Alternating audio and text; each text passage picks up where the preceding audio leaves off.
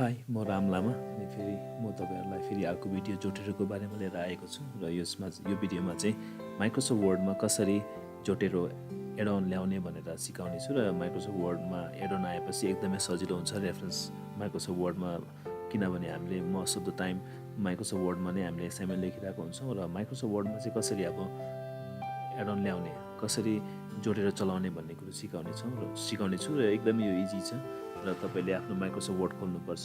त्यसको लागि म माइक्रोसफ्ट वर्ड खोल्नेछु। मैले चाहिँ अफिस 365 युज गरिरहेको छु र यो ब्ल्याङ्कलाई खोलौँ। अनि ब्ल्याङ्कलाई खोल्दाखेरि चाहिँ माथि हेर्नुहोस् तपाईँले टुलबारमा home, insert, design, layout, references छ। रेफरेन्स क्लिक गर्दाखेरि यहाँ मेरो जोटेरो कहीँ पनि लेखेको छैन। अनि यहाँ एन्ड नोट आएको छ, ग्रामरली छ, एक्रोबेट छ, यो सबै एडअनहरू हो माइक्रोसफ्ट वर्डको एडअन। हामीले यो एडअनहरू चाहिँ यहाँ गेट एड इन्सबाट पनि पाउँछौँ, तर अहिले हाम्रोमा यहाँ जोटेरो छैन। हामीले अलरेडी जोटेरो इन्स्टल गरिसकेको छ। हामीले प्रिभियस भिडियोमा हेर्छौँ भने हामीले जोटेरो अलरेडी इन्स्टल गरेको छ यो जोटेरो। अनि यसको मतलब यदि हामीले यो जोटेरो इन्स्टल गरिसकेपछि अटोमेटिकली हाम्रो माइक्रोसफ्ट वर्डमा त्यो एडअन आउनुपर्ने हो, तर कतिपय समयमा एडअन आउँदैन। यसरी माथि जोटेर बस्नुपर्ने हो, तर बसेको छैन। प्रायः धेरैवटा केसेसमा धेरैवटा ल्यापटपहरूमा अथवा माइक्रोसफ्ट वर्डमा त्यो आउँदैन। त्यसलाई चाहिँ हामीले म्यानुअली नै ल्याउनु पर्ने हुन्छ। अनि त्यसको लागि चाहिँ म तपाईँलाई एउटा सिकाउने छु। यो एकदमै सजिलो छ र त्यो गरिसकेपछि तपाईँको यहाँ एडअन आउँछ, धेरै सजिलो छ। त्यसको लागि तपाईँले के गर्नुपर्ने हुन्छ भने यसलाई मिनिमाइज गरौँ माइक्रोसफ्ट वर्डलाई। अनि माइक्रोसफ्ट वर्डलाई मिनिमाइज गरेपछि तपाईँले आफ्नो माई कम्प्युटरमा अथवा दिस पिसीमा गएर डबल क्लिक गर्नुपर्ने हुन्छ। अनि डबल क्लिक गरेपछि तपाईँको सी ड्राइभ जहाँ चाहिँ तपाईँको प्रोग्राम फाइलहरू छ, प्रोग्राम इन्स्टल भएको छ, त्यो फोल्डरमा गएर डबल क्लिक गर्नुपर्ने हुन्छ। अनि त्यो गरेपछि तपाईँले पहिलाचोटि इन्स्टल गर्दाखेरि त्यसको लोकेसन हामीलाई देखाएको थियो कहाँ चाहिँ इन्स्टल भएको छ भनेर। हाम्रो जोटेरो चाहिँ प्रोग्राम फाइल्स इन्टु 86 भएको थियो। त्यसै कारण हामी त्यो भित्र जानुपर्ने हुन्छ। अनि त्यो भित्र गएर हामीले जोटेरोको फोल्डर खोज्नुपर्ने हुन्छ।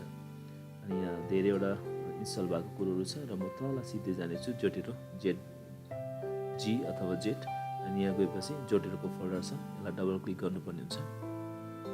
अनि डबल क्लिक गरिसकेपछि हामीले एक्सटेन्सन भन्ने फोल्डर खोज्नुपर्ने हुन्छ। एक्सटेन्सन फोल्डर छ, यसलाई डबल क्लिक गरौँ।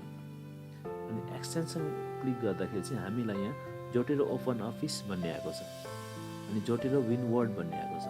र हामी यो दुईटामा चाहिँ हामीलाई यो वर्डमा चाहिएको, किनभने हाम्रो माइक्रोसफ्ट वर्डमा चाहिँ हामीलाई एडिन चाहिएको हो। त्यसले गर्दाखेरि हामी वर्ड एडिन इन्टिग्रेसनमा जानेछौँ, वर्ड इन्टिग्रेसन है। अनि यसलाई डबल क्लिक गरौँ। अनि डबल क्लिक गरिसकेपछि हाम्रो यहाँ इन्स्टल भन्ने अप्सन छ। अनि यो इन्स्टललाई डबल क्लिक गरौँ। अनि इन्स्टल डबल क्लिक गरेपछि चाहिँ हामीलाई यो जोटेरो डट भन्दा पनि जोटेरो डट एम भन्ने फाइल चाहिँ चाहिन्छ। तपाईँले सायद फाइल देखेपछि कन्फ्युज हुन सक्छ होला। तपाईँले चाहिँ के गर्नु पऱ्यो भने जोटेरो एड एम भन्ने फाइललाई चाहिँ खोज्नु पऱ्यो, जोटेरो डट एम भन्ने फाइललाई। अनि यो फाइललाई चाहिँ तपाईँले क्लिक गरेर यसलाई राइट क्लिक गरेर कपी गर्नु सक्नुहुन्छ, अथवा कन्ट्रोल सी गऱ्यो भने पनि कपी हुन्छ। धेरै सजिलो छ। कपी गरेँ, यसलाई मैले फेरि कपी गरेको छु। अनि कपी गरिसकेपछि तपाईँले यसलाई क्लोज गर्नु सक्नुहुन्छ, अथवा तपाईँ सिधै डकुमेन्टमा अथवा माथि गएर क्विक एक्सेसमा छ, यहाँ जाँदा पनि हुन्छ, यहाँ डकुमेन्टमा जाँदा हुन्छ। तर मलाई लाग्छ यो डकुमेन्टमा गयो भने हामी अर्कै ठाउँमा पुग्नेछौँ, यो यसमा पुग्छ। र किन यहाँ दिस पिसीमा आयो भने चाहिँ हामी जहाँ पुग्नुपर्ने त्यहाँ पुग्छौँ है। तर एगेन म यहाँ आउनु खोजेको त होइन, तर म यसलाई क्लोज गरौँ। म चाहिँ आउनु खोजेको यहाँ मेरो मेन लोकेसन जहाँ चाहिँ मैले फाइलहरू क्रिएट गरेर राखेको अटोमेटिकली सेभ हुन्छ डिफल्टमा। अनि यो प्रायः सबै कम्प्युटरमा आफ्नो नाममा अथवा तपाईँले कसैको नाम राखेको छ भने नाममा आउँछ, या अथवा जे राख्नु भएको छ त्यो आउँछ। त्यहाँ चाहिँ गएर तपाईँले यहाँ चाहिँ मैले दिपा खपाङ्गी लामा लेखेको छ, यो मेरो सिस्टमको हो। अनि यसलाई म डबल क्लिक गर्छु। त्यहाँ आएपछि चाहिँ यो अप्सन आउँछ। अनि यहाँ चाहिँ एउटा एफ डाटा भन्ने चाहिँ फोल्डर हुनुपर्ने हो, तर यो अहिले यहाँ देखाएको छैन, यो हिडन भएको छ। अनि त्यसलाई कसरी ल्याउने हो भने तपाईँले यहाँ माथि भ्यू भन्ने अप्सन छ, अनि यो भ्यूलाई क्लिक गर्नुपर्ने हुन्छ।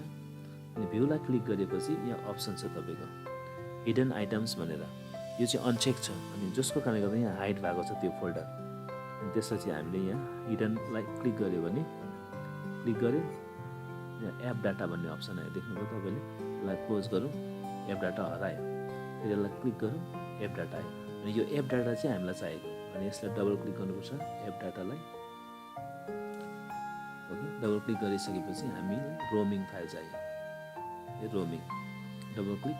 अनि रोमिङ गरेपछि हामीले यसमा चाहिँ माइक्रोसफ्ट वर्डलाई खोज्नुपर्छ। अब वर्डलाई, WORD वर्डलाई, अनि क्लिक गरेपछि माइक्रोसफ्ट वर्ड कहाँ छ, यहाँ छ माइक्रोसफ्ट। अनि माइक्रोसफ्टलाई डबल क्लिक गरौँ।